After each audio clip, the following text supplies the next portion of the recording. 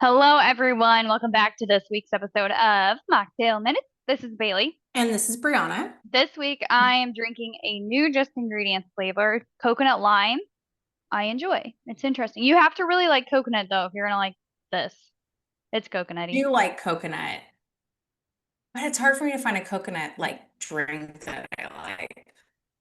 Mhm. I did not take advantage of their sale once again. Once again. You're gonna learn one day. I will one day. I just need someone to do it for me and then I'll Venmo them. Perfect. However much they spend. And I'm doing Tiiga Hydration, Tiga. It was like I met them at a conference somewhere, but it's like basically powdered boab fruit with like a little bit of stevia and something else. So it's like fiber. There's like 5 grams of fiber. It's really good, but it's not strong. So don't put it in one of these. Put it in a normal water bottle. Or do two of them, but then know that you're getting 10 grams of fiber at once. So, Do with that with what you will. yeah, disclaimer. But yeah, Well, today we are talking about what if wellness wasn't so serious? It's just a fun topic we thought we'd cover today. Just talking about like what has happened in health, wellness, culture because people are stressed, people are overwhelmed, and this is why we have a job, maybe. I don't know. yeah. Well, and I think too, like the stuff that's supposed to make us feel better, I think it's making a lot of people feel more overwhelmed because we're doing too much. Mhm. We're doing Yes. too much. And really, this is all stemming from wellness has just became so intense. It's hustle culture kind of like leaking into health, thinking about the 75-day hard, the no days off. We're obsessed with biohacking. We are guilty for resting. We're guilty for a cupcake. And, we have like the comparison trap. We have so many day in the life reels that we watch on TikTok or Instagram. We are constantly just bombarded. Sometimes it's good to have all these ideas online, but sometimes it's like, man, I got 5 different biohacking ideas today. How am I going to sauna, get outside, play with my kids, make dinner from scratch, like Yeah. like all these things, and we're getting burnt out, and it's not fun anymore. No. And I think it's because first of all, as someone who has made content, making a day in the life is actually so difficult. It It takes a is. I lot, it hate takes it. a lot, it takes a lot of effort. Okay. So I'm telling you right now, the days in the life that look like perfect and all this, they literally spent all day making that real. But I think we start to like compare ourselves and then we look at like this snapshot of like, oh, look at this mom making this dye-free, seed oil-free, totally organic, sugar-free, colored with beets cupcake for their kid's birthday. How dang it, I suck because I bought like a store smash cake or something, right? Like we just look at these like little tidbits in time and we compare what our real lives are to it. When in reality, I guarantee you the people posting that stuff are not doing all the things. But we look at it in extremes, which makes sense, right? Like you think of things like 75 hard and all those like different, whole 30 and like all the wellness challenges. It takes so much effort. So then we start correlating like, oh, to be healthy is like a shit ton of effort, you know? Hmm. Yeah. Yeah, and it's just becoming from like self-care to now we got a lot of pressure. It's just self-pressure where we started, maybe all these things started as a way to just like feel better, and now it's just feeling that we have to perfect everything. So it's like, okay, you failed if you didn't close all your steps or your circles, or your REM sleep was off, or you didn't fast for the 16 hours, or you didn't get your red light therapy and your breath work and all of your supplements in. Yeah. And okay, now you're also a failure because you ate breakfast and someone on TikTok said you shouldn't eat breakfast. And it's like, where does it end? Where does it end? And it's almost like information overload, right? Like kind of how a lot of us are stressed because we're bombarded with like all the things that we watch at like rapid pace, like how we were never supposed to be bombarded with that much stuff at once. It's Hmm. kind of like that with the data, right? Like the Oura Ring and the Apple Watch, and there's some other thing now. There's like some fancy thing now that like is like Yeah. Apple Watch and both. I forget what it's called, but all these other things where we're like getting all this data, which I love, but I think it's really easy to like get obsessed with. And Yeah. I do, like, I think I personally get obsessed with it because our health is now so visible and measurable like all the time. I wear an Oura ring and it is a competitive type of thing. Like we were Yeah. in Nashville for my bachelorette party and like we woke up and we're like, "What's your sleep score? What's your sleep score?" There was one night I got an 85. I would just like to point that out. My sister's was like 30. So, You're like, okay. It's because you weren't around a baby. and I was like, oh, I can actually sleep without having to like Oh, worry about if he's crying or hear like fake crying. And yeah. so like it does become competitive. You look at steps, you look at calories, you look at macros, you look at heart rate variability, your VO2 max, and then it's like, oh, if we went on a walk and we didn't have our watch on, it didn't count. And Yep. so there's this pressure that we have to also optimize everything. Like you can't just go on a walk anymore. You have to make sure it's zone two. You don't just Mm-hmm. rest. You have to go like red light therapy or cold plunge for inflammation.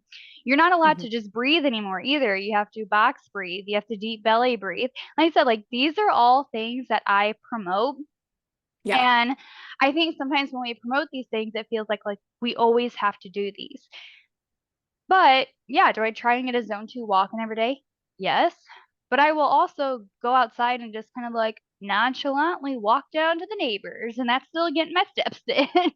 Right. Because So, it's still something. hmm Yeah. I think with all this self-care stuff, it just becomes more of a like to-do list. And I've yeah. heard so many people be like, I don't have enough time in the day. It's like so much to do. That's like, it's so much more added pressure. And I feel like if that's how you're feeling about your wellness routine, you're looking at it all wrong because you should be optimizing things you are already doing and using what works for you. And I think like we are falling into like either the all or nothing or the like, screw it, like screw it crew, all or nothing crew. And you hmm are gonna flip flop back and forth if you are on both ends. Like I guarantee you, you've done both. And the middle ground that we talk about all the time is where you need to lie. But like we're really into all these like aesthetic, overachieving like wellness routines and so much structure and like, oh my gosh, they're so productive. They have it all together. I just want to be like that. And then we burn ourselves out and then we self-sabotage and we say screw it. And then we Netflix with DoorDash all weekend and then start over with our supplements on Monday, right? Like if that is your wellness routine, you're doing it all wrong. It's hmm supposed to make you feel good. Yes. And now we're like getting to the point where we're trying so hard to achieve optimal health that we're feeling worse because we are so stressed about it and we are Yeah. disconnected from what our body needs. Because you're not sleeping better now, and now you're just worried about your sleep score. You're not eating to feel good, you're eating to hit a number. You're not moving for joy, you're just trying to burn more calories. Hmm. So, yes, data is helpful, but doing these things should elevate your life. Use it as data, not as like a chain to hold you down, as you always have to be doing like the specific thing. Like you always have to be doing the zone two. You always have to get the perfect sleep score, or you're just feeling like locked into your health box. Hmm. And I think part of this is breaking down like where is this coming from? Is it a fear of continuing to gain weight? Is it diet culture that's kind of like built up?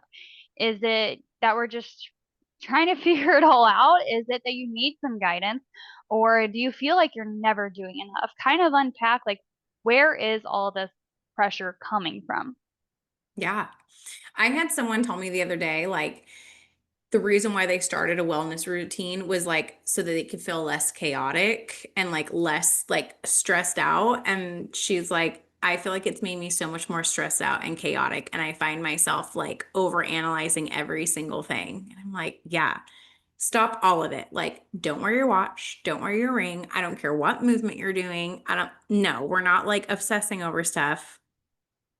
We're just feeling good, and like thinking about like, you know, why am I taking it so seriously? And there's a lot to unpack here. Like a lot of people have a fear about of aging, or you are in a season where you see like your grandparents or your parents are getting older, and like you have this fear of like, oh my God, if I don't do everything perfect now, like that could be me, and you don't want that to be you. Like I've been seeing that right now lately. Like I have like 5 or 6 clients who all have like family members that are not in good health, and I'm like, listen, Yeah.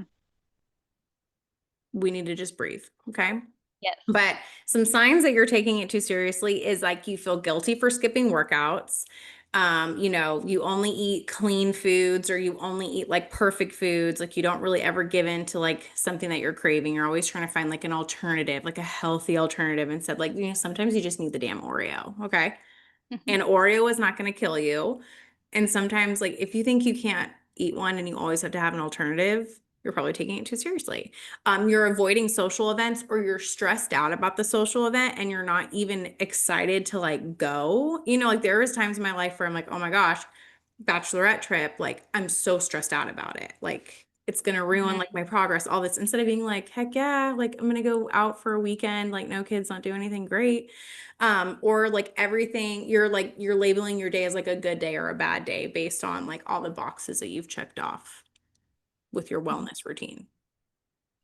So, you know, reframing mindset, of course, coming up in this episode.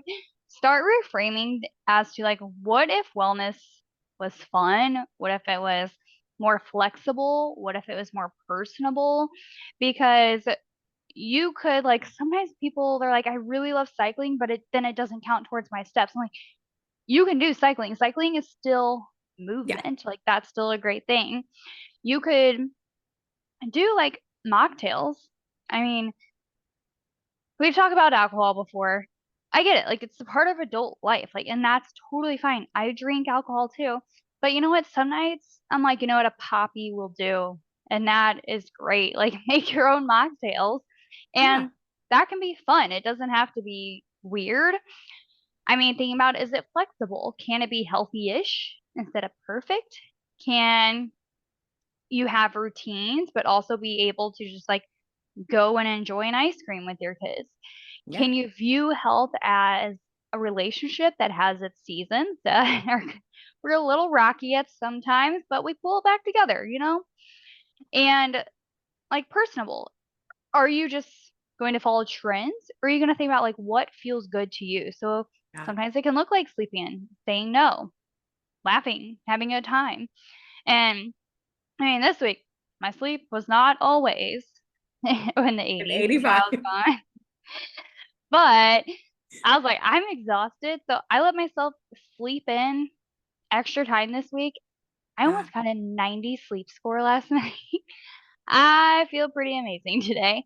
So Yeah. sometimes you can sleep in and skip the workout, and that's okay. But guess what? I'm getting up tomorrow and I'm doing the workout in the morning because I gave my body some R&R, rest and recovery. And it feels good. I literally let myself nap on Sunday. I never nap unless I'm ill. Okay. Never. I did. I was like, you know what? I'm freaking tired. I've been traveling a lot. I've been overworking on the days that I'm home because I'm traveling. That balance thing is hard. And I was like, I have so much to do, so many things that could be productive, like all this, like I'm gonna take my Aura ring off. I'm gonna take my Apple Watch off. I'm gonna let myself nap, and I'm not gonna know my steps today because it's fine. Yeah. And I felt so good. And I was like, wow, like this is okay. So thinking about ways to like loosen your grip, because at the end of the day, your wellness routine should make you feel good. It should be refreshing. You should be excited to do it. You should look forward to doing it because it makes you feel good, not something you're stressed out about. So try a no rules weekend. So kind of like, I guess my weekend wasn't a no rules weekend, but like take off the data, the trackers, trust yourself, see what happens. Like, don't be so stringent. Move your body in a joyful way, right? Like, you don't have to do it in the perfect way to like lose fat or build muscle. Like, just how do I want to move my body in a way that feels good? Swap out the word like discipline for devotion or curiosity. That's actually an interesting one because we are so inundated with like wellness and Mhm. fitness is discipline, but like, I think it's like a respect for your body, Yeah. which feels I always like different. to be, yeah, like curious, experimental, Yeah. like.